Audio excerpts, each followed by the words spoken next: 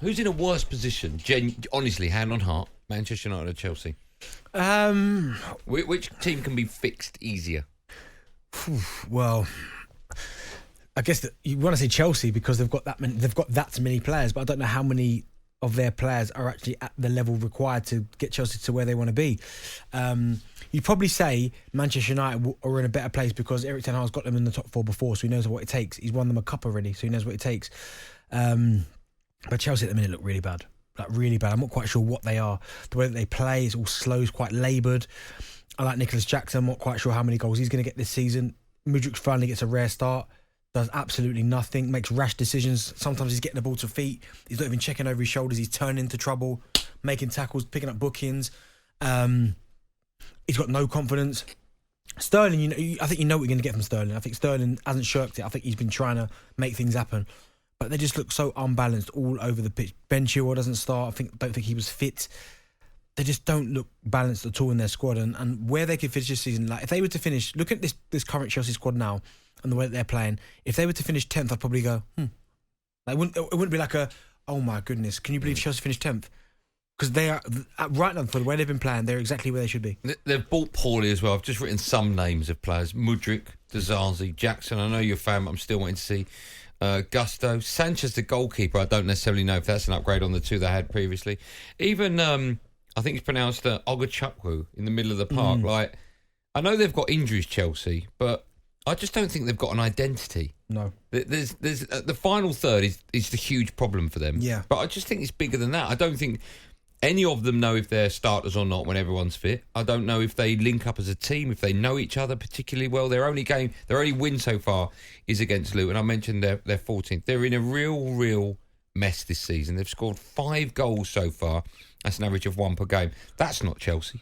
Can I ask you, with 5 games in, is top 4 for Chelsea over now? Do you know what? What I will say is I think top 4's over. Yeah, I think top 4's over. I think they can still get a European spot, but top 4 I think is done and dusted. Do you think Chelsea fans will agree with that? I think some of them will think it's only 5 games into they've got a chance to get there. But one thing, and I know you're going to say you can't really, when you look at what they've got to deal with injury-wise, I mean, come on, they've got, obviously, Brozo's been out with a knee injury. Badashil, who I quite like, he's been out of a groin. Chukwuemeka scored a great goal, he gets injured. Christopher Nkunku, I think he was going to be a big difference with the goals that they get. Caicedo, they've just signed him. He's out injured. Reece James, Lavia hasn't kicked the ball yet. Do you know what I mean? Fofana's gone down. They've got Trevor Chalobah's out. They've got a lot of injuries. And I know you can't say, they've spent all this money. But they sold a lot of youth. They sold a lot of youth, but you look at that. A lot of these players here, like Reece James, there's an argument he can get to most teams in the Premier League. Yeah. In that position. Do you know what I mean? So I just think Caicedo, everyone in England, Liverpool wanted him, everyone wanted him, they got him. Arsenal was after him last season. I think when you throw all them injuries in, it doesn't help the situation, but their biggest issue is centre forward. They're not scoring goals. Nicholas Jackson tries hard, he works hard, his movement's pretty good, he works his socks off, he doesn't shirk it as well, but just can't put the ball in the back of the net. Pochettino. I've never been convinced. I've been there openly and said that. I've never been convinced with him. When people were trying to elevate him into that bracket with Klopp and Pep, I was like, what? Like, no, there's no one on the planet you could put him up there with them guys. These guys are serial winners. And when he was at Spurs, he had opportunities to win, and he didn't. He went to PSG, somehow managed to lose the league the first time he was there. I know he won it the second year, but we don't put stock in winning the French league with other managers, so no. He shouldn't be awarded the same kind of credit. But I'm still unsure with Poch. And looking at it now, do Chelsea look better under him than they did under Graham Potter? I don't think so. No. 12-1 he's Poch for the sack. It's because he's at Chelsea, that's why. Can you see him being there the rest of the season if things carry on like this? Well, at some stage, Chelsea are going to have to go, do you know what? We're going to have to just stomach it and go, right, we'll give him the whole season. However bad it gets, however awful it gets. But that's not Chelsea's way. It's not, we're going to have to. At some stage, you're going to have to because they're running out of managers. They tried the up and coming with Potter, it didn't work. They've now got Pochettino, who everyone said it was a match made in heaven. Well, he's got the opportunity to now, but it's going to take time. Okay, you don't think he's the right man? No, I didn't say. I think. No. Here's my question: the glory days for Chelsea are to win the Premier League again. Yeah, and it wasn't that long ago. They won the Champions League. Let's not forget that 2 seasons. Is he the man to bring that back? Well, if he's afforded time and to build a team, do I think they can challenge Manchester City? I probably don't. Could they win something? Yeah, because I almost feel Chelsea. Domestic, you think? Yeah. Domestic, yeah. Or listen, with this football club, they're basket case, aren't they? You never know what can happen. Yeah. But if Pochettino's afforded time, I think he can get them back to being a very successful team. But right now, they are a million miles off it. Okay, and just to reiterate, in case people are joining us late, you don't think Chelsea have got top four this season? It's absolutely too late. not. Too late. Okay. 03717223344 calls in this section and the next on Chelsea. So let's kick things off with Callum. Hi, Callum. Hi, Andy. How are you? I'm good. Not too bad. Thank you. Doing a great job on the show. That's very kind of you, Callum. Thank you, man. You're a Chelsea fan. I don't know if you heard the first hour of the show, but you probably heard the pain in my voice as a Man United fan and lots of Man United callers. Do you have the similar pain in yours? Yeah, it's an unsurprising pain. Like, I think it all starts really with this ownership, right? Like, we've got managers who dropped out of the application for the position because I don't think the owner really knew what identity he wanted to go with. When he purchased this club, he made statements like he wanted to continue our winning form as Chelsea Football Club, and he's torn the club apart, right? We've sold potential, benched potential, and then just replaced it with more potential. We haven't brought in enough experience. I mean, you look at the experience we're starting on the pitch, and it's 4 really experienced players. We've had Sanchez to the team. Don't think that was much of an upgrade. We could have spent that money on a forward. We sold Mason Mount. I think Havertz was a great sale. Sorry, Bentley. But, you know, like, Chalobah's on the bench. Did we need Disasi? Probably not. We're spending 100 million on Caicedo, 70 on Mudryk. You then look at Ward-Prowse going to West Ham, instant impact. Maddison to Spurs, instant impact. We're not signing pedigree, Premier League proven players who know what's going on. Let me ask you on the back of that then. So Chelsea supposedly won't buy players over 25. And that's why apparently you didn't buy James Maddison, who's 26. When you hear a stat like that, does that grate with you? Is that just so annoying that your club have not only missed out on a great player, but how cheap he was as well for what you're getting?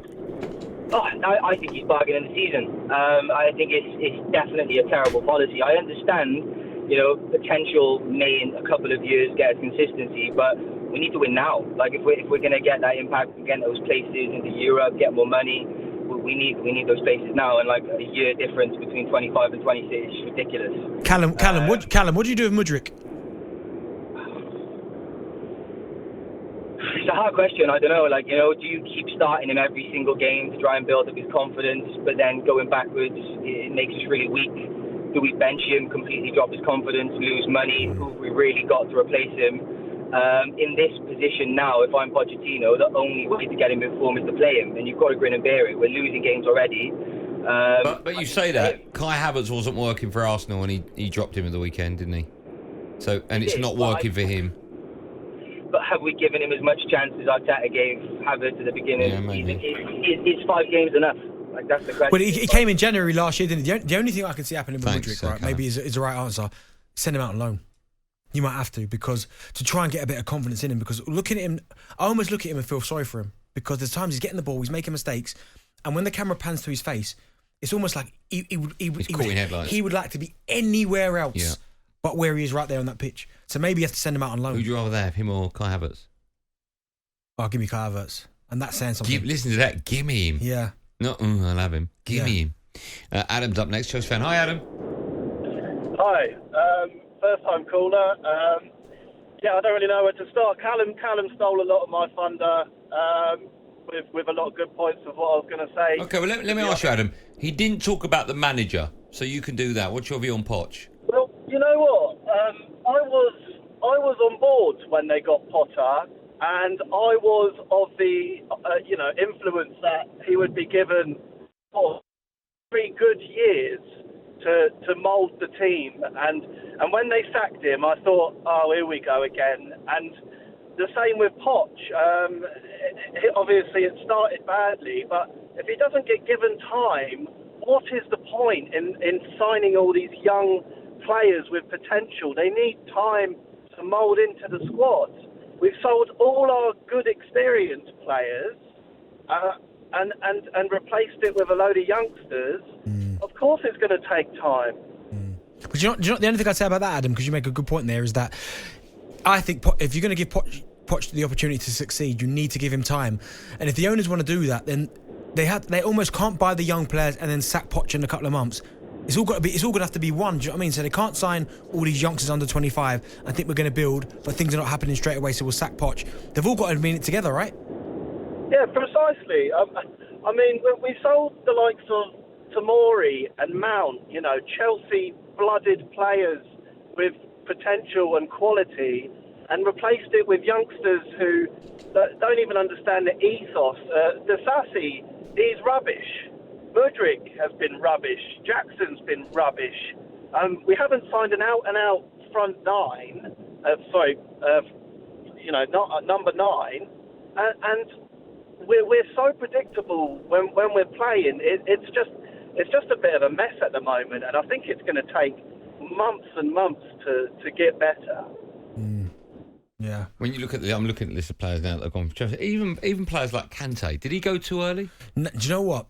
That was one of those where they obviously got the offer for him, and the last couple of seasons have been injuries upon injuries. So maybe it was the right time. I don't think they could agree a contract either. Okay. So what about someone like Azpilicueta? I know, again, getting old, but to have a player as experienced like that in and around the club when new players are coming in, when there's a new owner, I don't know. No, but the only thing about that is I'm guessing. I mean, he probably would have got more game time than he probably thought because of the injuries, but they probably said to him, "Listen, you're not going to get as many minutes," and he still wanted to play. So, but as a leader, you need characters like that around. Yeah. What about Loftus-Cheek going to? No, where did he go? AC Milan. It was just time for him to go.